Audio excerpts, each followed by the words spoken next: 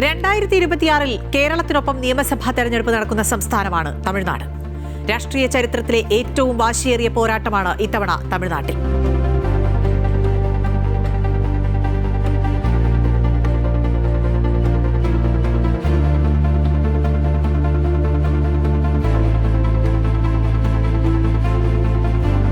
പതിറ്റാണ്ടുകളായി നിലനിൽക്കുന്ന DMK AIADMK ദ്വികക്ഷി ആധിപത്യത്തിന് ഇളക്കം തട്ടുന്ന സൂചനകൾ പുറത്തുവന്നിട്ടുണ്ട്. DMK വേഴ്സസ് AIADMK എന്ന ദ്വികക്ഷി രാഷ്ട്രീയത്തിൽ നിന്ന് മാറി ഒരു ബഹുകോണ മത്സരത്തിന് വഴിയൊരുങ്ങുന്നു എന്നതാണ് വലിയ പ്രത്യേകത. പുതിയ രാഷ്ട്രീയ പാർട്ടിയുടെ ഉദയമടക്കം വിഷയങ്ങൾ പലതാണ്. വിജയുടെ തമിഴക വെട്രിക്കഴകം ശക്തമായ സാന്നിധ്യമാകുമെന്നാണ് വിലയിരുത്തൽ. DMKയുടെയും AIADMKയുടെയും ഉറച്ച വോട്ട് ബാങ്കുകളിൽ വിള്ളലുണ്ടാക്കാൻ വിജയുടെ ഫാൻ ബേസിന് സാധിച്ചേക്കും. ഒരു മുന്നണിയുടെയും ഭാഗമാകാതെ മൂന്നാം ശക്തിയായാണ് TVK മുന്നോട്ടു പോകുന്നത്. പരമ്പരാഗത വോട്ടുകൾ ഭിന്നിപ്പിക്കാൻ ഇതും കാരണമാകും. മുൻ തെരഞ്ഞെടുപ്പുകളിൽ നിന്ന് വ്യത്യസ്തമായി ഇത്തവണ AIADMKയും BJPയും വീണ്ടും ഒന്നിക്കുന്നത് മറ്റൊരു ധ്രുവീകരണത്തിന് വഴിയൊരുക്കും. എടപ്പാടി പളനിസ്വാമി നയിക്കുന്ന NDA സഖ്യം ഭരണവിരുദ്ധ വോട്ടുകൾ ഏകീകരിക്കുമ്പോൾ തലവേദന DMKയ്ക്ക് തന്നെ. അണ്ണാമലയുടെ നേതൃത്വത്തിൽ BJP നടത്തുന്ന നീക്കങ്ങൾ നഗരമേഖലകളിൽ സ്വാധീനം ചെലുത്തും.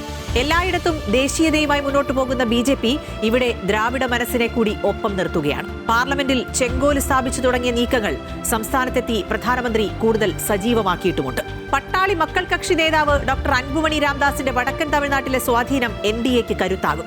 രാംദാസിലൂടെ വണ്ണിയാർ സമുദായത്തിന്റെ മുഴുവൻ വോട്ടും ഉറപ്പിക്കാനാകും. ഭരണകക്ഷിയായ DMK സഖ്യത്തിനുള്ളിൽ സീറ്റ് വിഭജനത്തെ ചൊല്ലിയുള്ള തർക്കങ്ങളുണ്ട്. ചില ഘടകകക്ഷികൾ അതൃപ്തി പ്രകടിപ്പിക്കുകയോ പുതിയ സഖ്യങ്ങൾ തേടുകയോ ചെയ്താൽ വോട്ടുകൾ ചിതറിപ്പോയേക്കാം.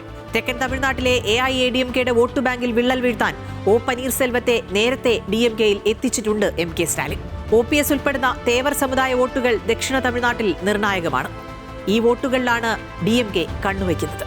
മധുര, തേനി, രാമനാഥപുരം തുടങ്ങിയ മേഖലകളിൽ OPSനുള്ള വ്യക്തിപരമായ സ്വാധീനവും DMKയ്ക്ക് കരുത്താകും. കൂടാതെ വിജയകാന്തിന്റെ DMDK സഖ്യത്തിന് ഒപ്പം ചേർന്നിട്ടുണ്ട്.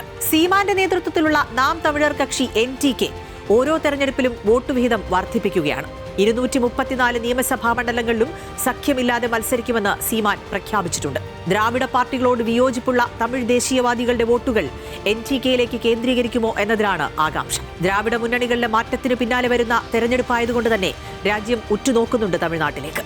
തമിഴ് മനസ്സറിയാൻ നമുക്കും കാത്തിരിക്കാം.